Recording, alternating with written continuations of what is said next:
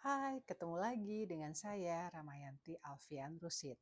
Kali ini saya akan membahas perihal pemerkosaan oleh wanita maupun pria hukumannya sama.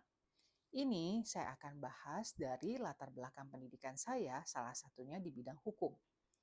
Hukuman untuk pelaku pemerkosaan baik oleh wanita terhadap pria maupun sebaliknya diatur dalam Undang-Undang Nomor 12 Tahun 2022 tentang tindak pidana kekerasan seksual yang menggantikan pasal 285 KUHP. Hukuman untuk pelaku pemerkosaan adalah sebagai berikut. Undang-undang TPKS tadi yang disebut tindak pidana kekerasan seksual tidak membedakan jenis kelamin pelaku atau korban dalam kasus pemerkosaan.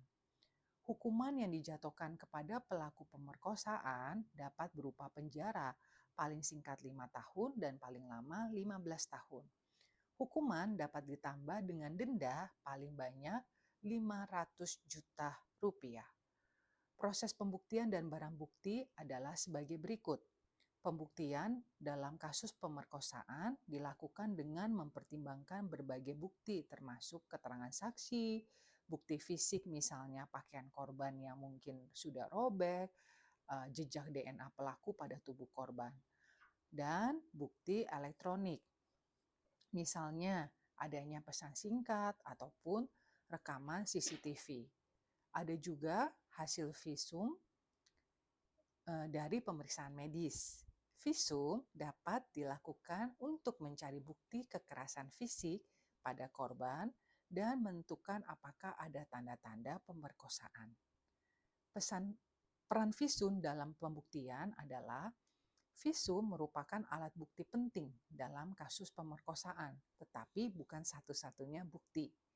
Hasil visum harus dipertimbangkan bersama dengan bukti lain untuk menentukan apakah terjadi pemerkosaan.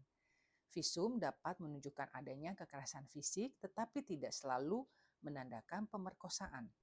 Visum juga dapat menunjukkan adanya tanda-tanda lain yang mendukung kesaksian korban seperti jejak DNA pelaku.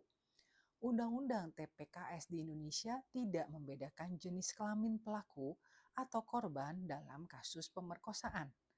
Hukuman yang dijatuhkan kepada pelaku pemerkosaan dapat berupa penjara dan denda. Pembuktian dalam kasus pemerkosaan dilakukan dengan mempertimbangkan berbagai bukti, termasuk visum. Visum merupakan alat bukti yang penting, tetapi ingat, bukan satu-satunya bukti. Demikian penjelasan dari saya.